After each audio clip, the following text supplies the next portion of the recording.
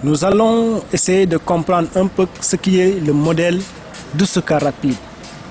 Ce moyen de transport est uniquement refabriqué par la métallurgie du fer et son menuisier sur place. Dès que le véhicule importé, occasionnellement d'ailleurs, arrive à sa destination, le mécanicien d'abord y apporte sa main-d'œuvre tout en recyclant le moteur du véhicule afin qu'il se rôde. Ensuite, à l'intérieur du garage, le menuisier du fer transforme cette cantine de véhicules à bagages en ouvrant des ouvertures de fenêtres sur les deux côtés du véhicule, puis il fixe des places assises à l'intérieur. La deuxième largeur bien séparée du chauffeur contient 5 places. Sur le marchepied est la place de l'apprenti chauffeur. L'apprenti chauffeur représente le panneau de direction et celui du trajet que devra effectuer le chauffeur. Sur le trottoir, il alerte les passants à se tenir comme passagers du véhicule tout en cherchant à remplir ses 25 personnes, plus lui et le chauffeur. Les apprentis à l'apprenti rôdent à ses côtés et ils se préoccupent tous à remplir le véhicule de passagers pendant que certains passagers attendent à l'intérieur pour partir sur le trajet impatients. Tout apprenti promet d'y aller tout de suite. On va y aller tout de suite et ça va rouler vite. En guise d'échange entre apprentis et ses apprentis, en raison d'action, l'apprenti lui donne une petite monnaie appelée coxeur en lui réclamant un peu plus de plus parce qu'ils ont servi en tant que faux passagers ou get-nap pour attirer passagers. On les voit souvent redescendre du véhicule lorsque beaucoup de clients y montent.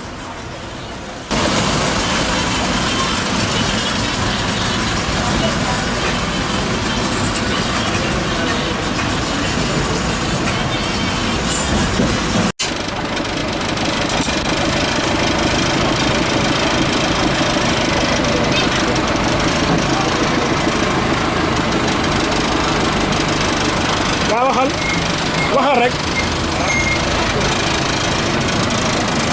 waxal ci liggéey maanaam kon ban façon wax daal waxal rek loo wax rek baax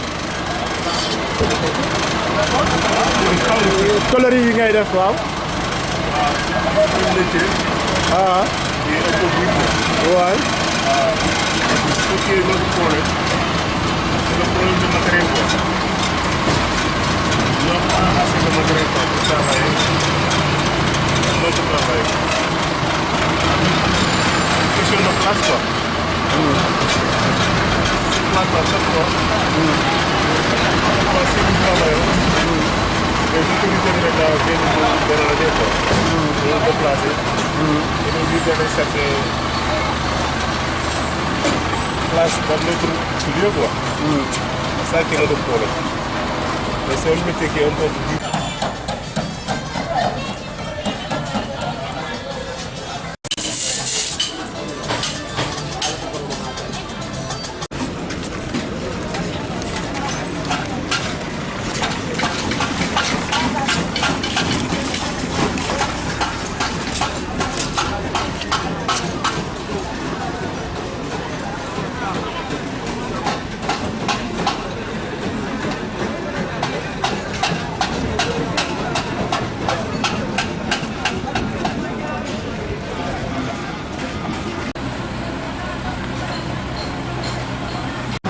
waaw lay wax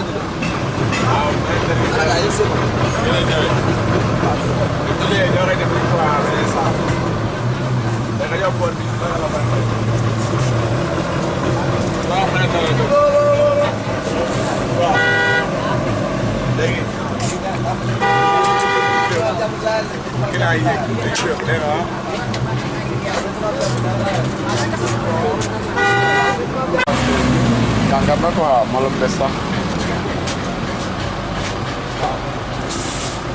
Lagi rasa lagi yo.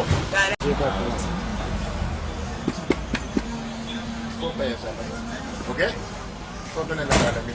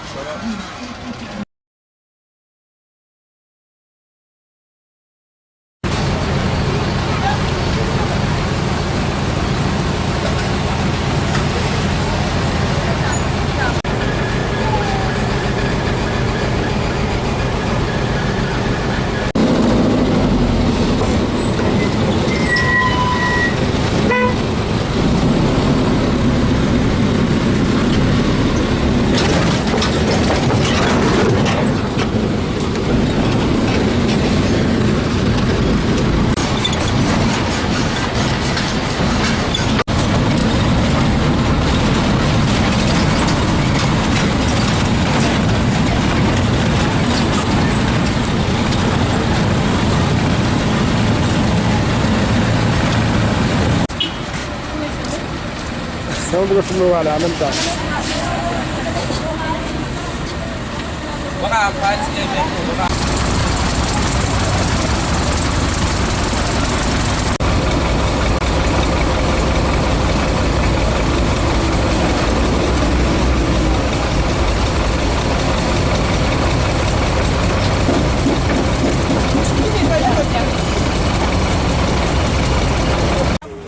Les cars rapides commencent à rouler tôt le matin, à partir de 5 heures.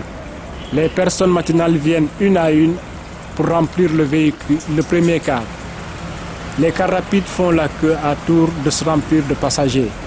Ce principe, peut-être leur a été dicté par un de leurs syndicats du transport en commun.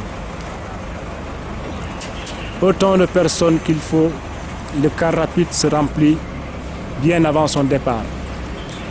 Toutes les destinations du car rapide sont en ville et de la ville à ses banlieues, puis ensuite d'une banlieue à une autre, pour un peu plus de profit avant d'arriver en ville. Pendant la nuit, en général, les véhicules se garent 6 soit un ou deux ou plusieurs véhicules de même propriétaire dans son quartier, non loin de sa concession, afin de les surveiller, bien sûr. Parce que les cars rapides, ils ne vont pas dormir ailleurs.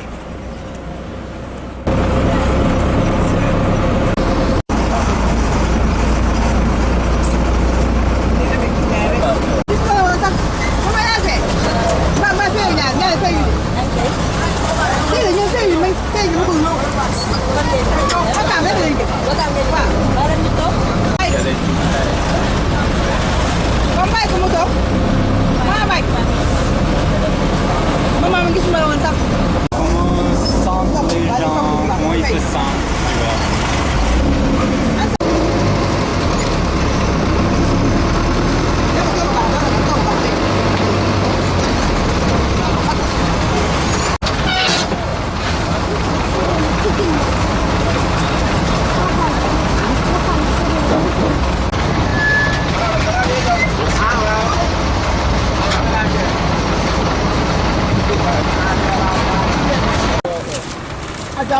Ajabal ko